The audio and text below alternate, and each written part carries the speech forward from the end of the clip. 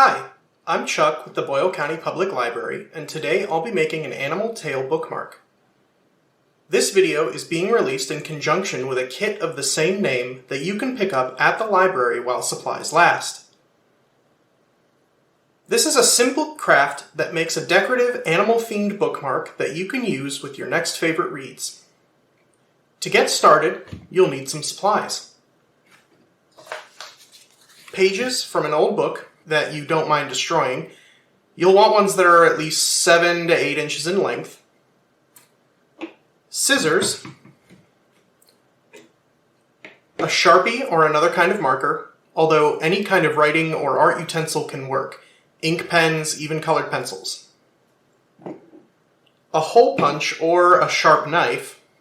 Approximately 6 to 8 inches of string. One segment of string for each bookmark that you want to make.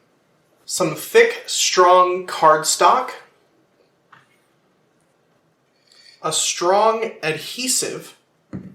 I'm using spray adhesive so I can get a nice even coat today, but glue sticks, regular glue, super glue, all of these can work.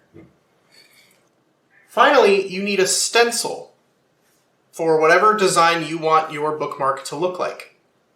A few selections will be included with every kit released at the library. To get started, you'll need to lay out your book page. However, if you're using spray adhesive like I am, you may want to put something disposable underneath it before you lay it out, in case you overspray. Make sure you have the side of your book page that you want not facing upward to be face down right now, so that the adhesive is applied to the side that sticks to the cardstock. Make sure it's free of dust and debris, and then you're ready to adhere.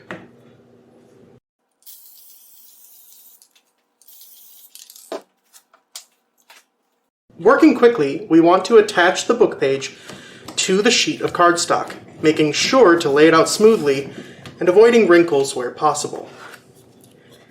Now we simply take that and let it dry. Since I'll be making 2 bookmarks, we're going to go ahead and repeat that process another time. Simply apply your spray, or whatever adhesive you're using.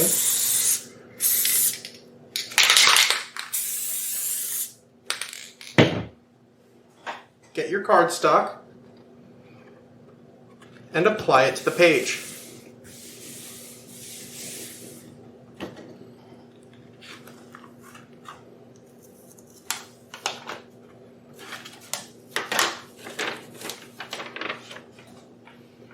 And set it aside to dry when you're done. While we're waiting for the base of our bookmark to dry, we can go ahead and begin choosing and cutting out our stencils.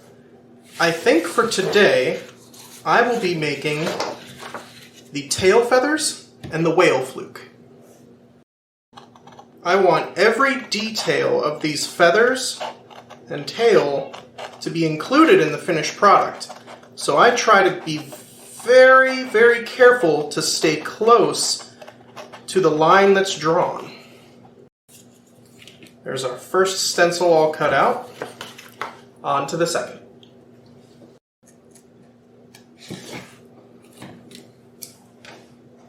And now we have both of our stencils complete. Once you have your stencils and a dry base to work with, place your stencil of choice on the book page cardstock combo and gently trace it out with either your marker or a pencil if you want a lighter, more temporary edge line. And now I'm just trying to decide how I want this to go.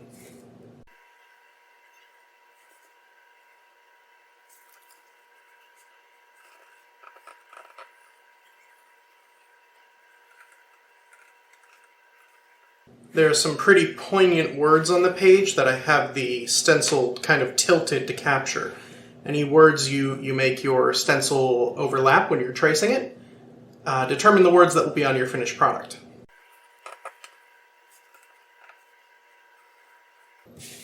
And there we go. I have a nice light outline of that stencil.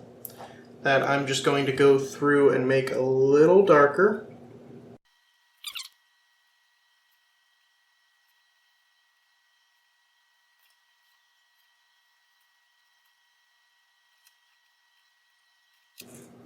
Alright, once you've got your design stenciled out, it's a little hard to see, so I'll lift that out. You can see the lines there. Once you've got your stencil outlined on your paper, go ahead and cut it out.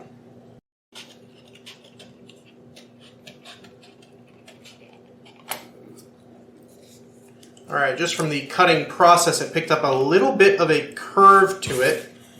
You can see that there. So we'll get a heavy book and lay that out flat later. On to the next one.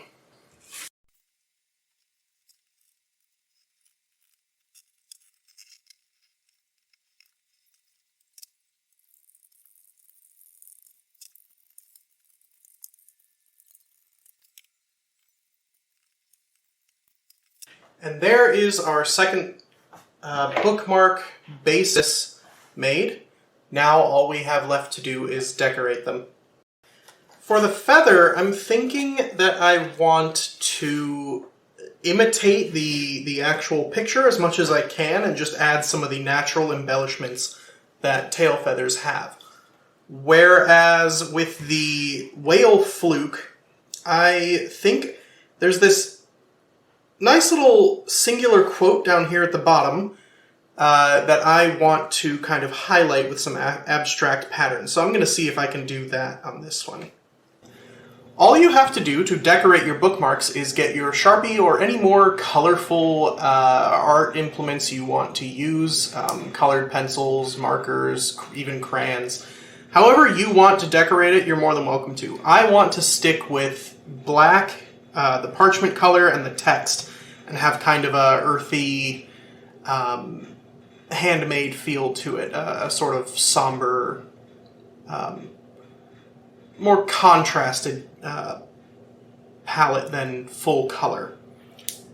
So I'm going to do my best to start with the feather here and imitate how it looks on here so that the finished product will have all these neat little striations and the text.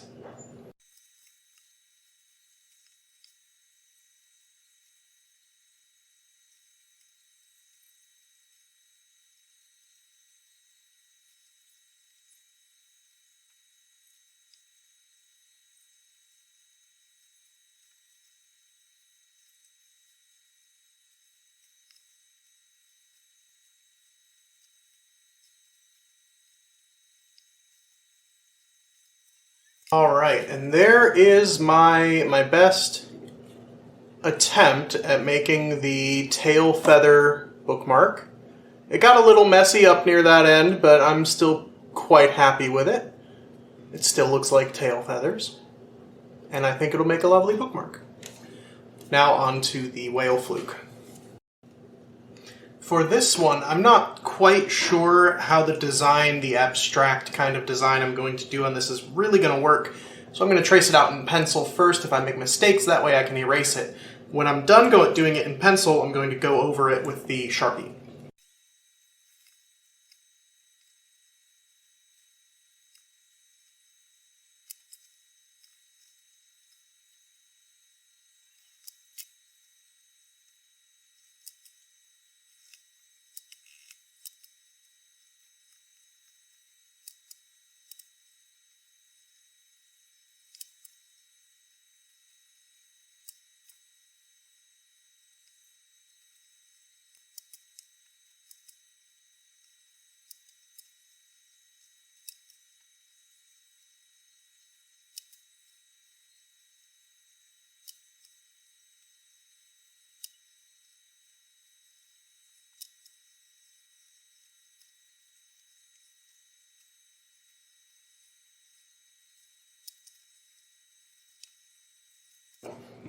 Alright, and there is our finished product of the whale fluke bookmark.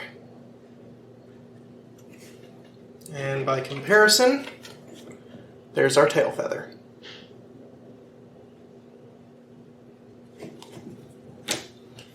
Now that we have our bookmarks decorated the way we want, we're going to want to punch a hole in whatever we would consider to be the top of our bookmark and put our string through that hole. So I think I'm going to see what strings I've got here. I think that one's going to be for the whale fluke, and this one here is going to go to the feather.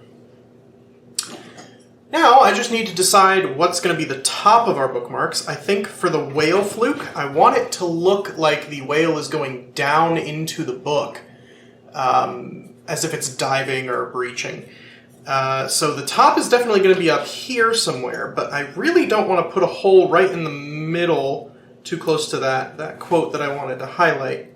So I'm thinking somewhere over here, or over here on one end. I'll have to think about that. The feather is a little easier. I'm just going to put it up here close to the base of the tail feathers.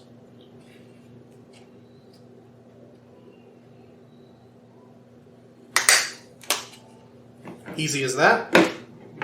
And just to maintain the aesthetic, I want to put a little, because I outlined the edge lines on this one with the Sharpie, I want to put a little circle of Sharpie around that too. There we go, that looks better. Now, to make this look nice and to make sure that it doesn't come off on you without damaging the bookmark, to start off, tie 2 very basic knots in the ends of your string. Lovely. Now we're going to take the loop of the string after we fold it in half, like that. So this looped end there. And we're going to put that through the hole.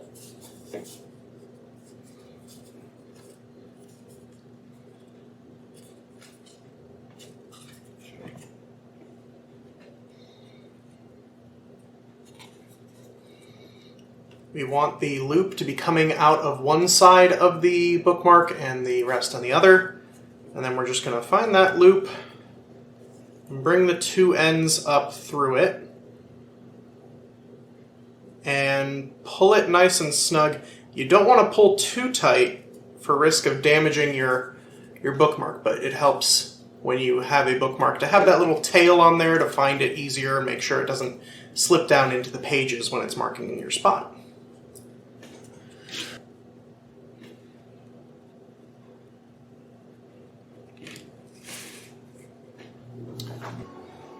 If you want, you can run your bookmarks through a laminator before you punch the holes and add the strings to give them even more strength.